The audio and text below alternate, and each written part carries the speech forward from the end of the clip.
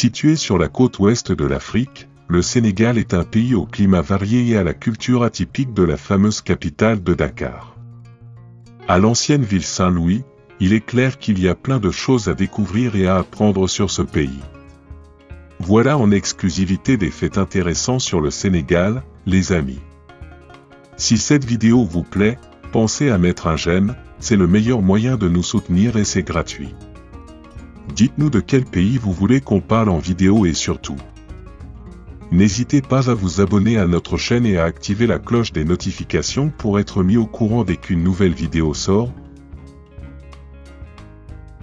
Le Kamaniène, c'est le nom de la fête des récoltes, une fête très ancienne mais toujours commémorée dans certains lieux sénégalais, dont la commune de Mélan. Cette célébration, qui a lieu vers la fin du mois de février, marque officiellement la fin des récoltes du riz en libérant les animaux qui protègent les cultures. Le début de l'an est le moment d'exprimer sa gratitude envers Dieu de sa générosité dans l'espoir de vivre jusqu'à la prochaine récolte. Toute cette fête a pour maître mot la solidarité, et le partage avec la préparation de grands repas dans toutes les familles. Plus qu'une fête, le Campanien se présente ainsi comme une réunion de tous les habitants, réunion à la fois socio-culturelle mais aussi administrative. Que vient faire l'administratif? Pensez-vous? Eh bien, afin de marquer la date de l'événement, les organisateurs de la fête consultent un groupe de sages qui en confirme le bon déroulement. L'annonce officielle se fait alors par un chant très spécifique. La fête de la récolte se termine alors après plusieurs jours, sur un grand combat de lutte traditionnelle opposant des jeunes pour mettre en avant leur courage. La tradition veut aussi que l'on présente les couples qui se marieront cette année. La cuisine sénégalaise est l'une des plus riches d'Afrique de l'Ouest. Compte tenu de la position géographique du pays, qui se situe en bord de mer, il va de soi que le poisson est présent dans de nombreux plats de la cuisine du pays. On en trouve de toutes sortes et cuisinés de plein de façons différentes. Certains autres plats sont à base de viande, de poulet, de bœuf ou de chèvre.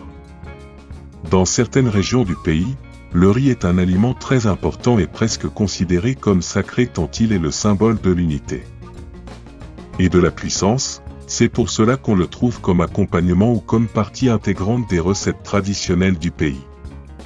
Un des plats les plus célèbres de la culture sénégalaise est le thiéboudiène. C'est du riz cuit avec des légumes et accompagné de poissons ou de viande qui se consomment la plupart du temps à l'heure du déjeuner. Le yassa au poulet est également typique du pays puisqu'il vient de Casamance. Il est fait à base de poulet mariné avec des oignons, du jus de citron, du vinaigre et de l'huile. La viande est ensuite grillée au feu de bois et cuite doucement dans sa marinade, puis servir avec du riz. Allez, une dernière suggestion avant que la faim ne vous guette. Le thiou est une spécialité de boulettes à la viande ou aux crevettes qui vient souvent accompagnée d'une sauce tomate et de légumes. Le thé au Sénégal, quoi de mieux, après avoir parlé de repas, que d'en apprendre un peu plus sur les boissons du Sénégal. Pour ce troisième fait, nous allons parler du thé qui s'avère être bien plus qu'une boisson dans la culture sénégalaise, car toute une cérémonie lui est dédiée. Il arrive qu'on boive du thé au petit déjeuner, mais au Sénégal, cette cérémonie est réservée surtout après les repas. Boire le thé permet de prendre le temps de discuter et permet donc d'entretenir ses relations sociales. Car s'il est préparé comme le veut la tradition, alors le temps de confection est long, et offre tout le temps de converser. La cérémonie veut conserver un thé à la menthe, et ce, à 3 reprises. On sert le thé à ses invités en premier par signe de respect. Les termes utilisés afin de désigner le thé, la théière ainsi que les feuilles de menthe viennent tout droit de la langue arabe et traduisent la présence d'une influence berbère dans cette tradition. Style musical bon assez parler de nourriture et de boissons, découvrant à présent la culture musicale du Sénégal. Un style tout particulier retient notre attention. Le malax prononcé mbalak, cette musique qui existe depuis le début de 1970 a été popularisée par Youssou N'Dour une dizaine d'années plus tard.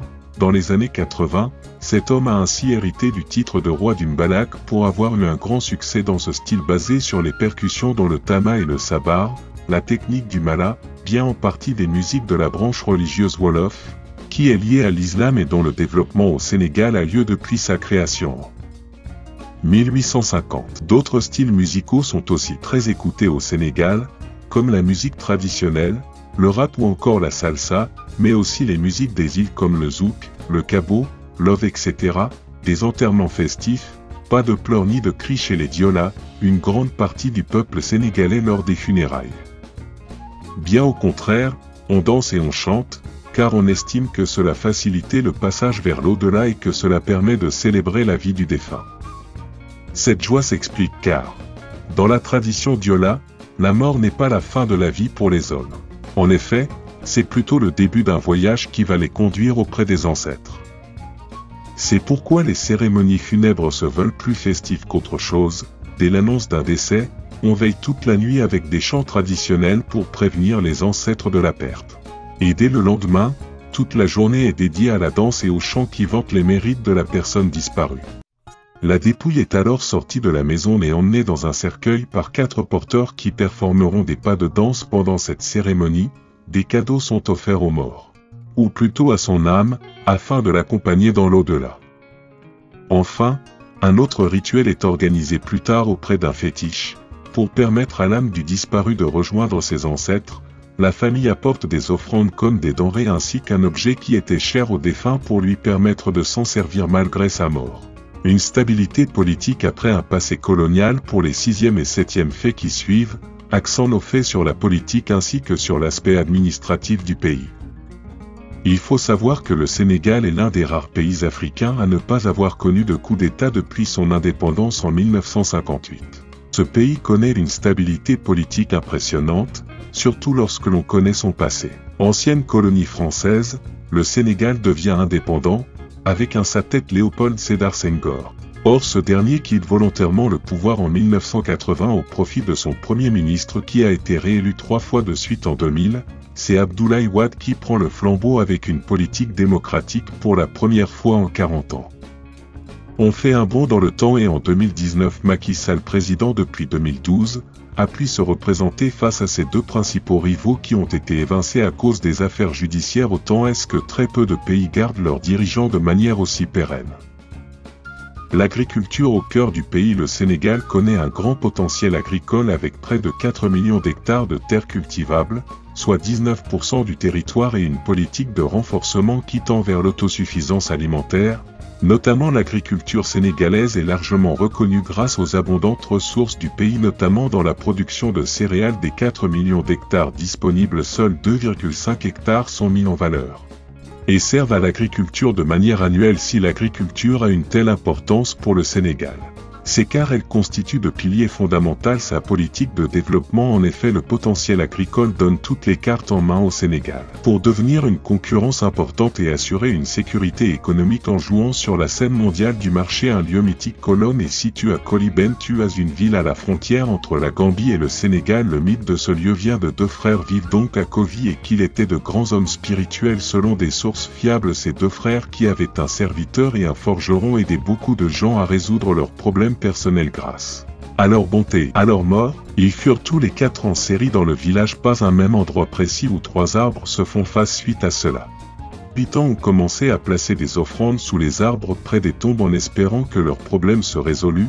Malgré la mort des frères et d'après la légende, les prières sur cette tombe ont été entendues et ont exaucé les vœux des gens. Ce lieu est donc devenu mythique et très fréquenté. Se demander s'il s'agit d'une attraction touristique. Le mythe du tamarinier. Voilà un autre mythe, celui du tamarinier de Kaolack. D'après la légende, faire le tour du rond-point du tamarinier protège des mauvais sorts.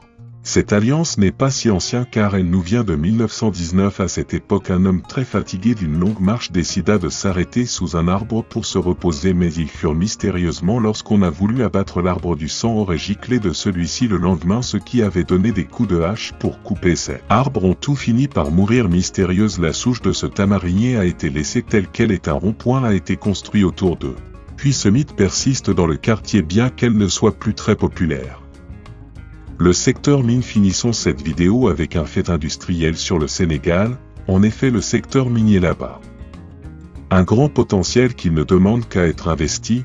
Si l'exploitation de phosphate est importante du secteur de l'or, du zircon et les calcaires industriels sont moins exploités qu'ils ne pourraient l'être. Pour cette raison, le gouvernement essaie d'encourager les investisseurs étrangers, ce qui serait un tremplin économique pour le pays.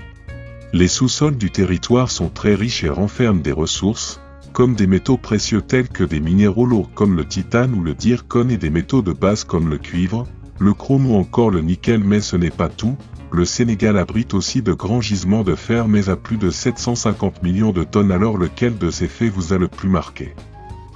Aimeriez-vous visiter le Sénégal? Racontez-nous tout dans l'espace commentaire. Si vous avez aimé cette vidéo, n'oubliez pas de like et pourquoi pas de vous abonner à notre chaîne Maison des Tops. Nous vous remercions d'avoir regardé jusqu'au bout et on espère vous revoir très bientôt pour une prochaine vidéo.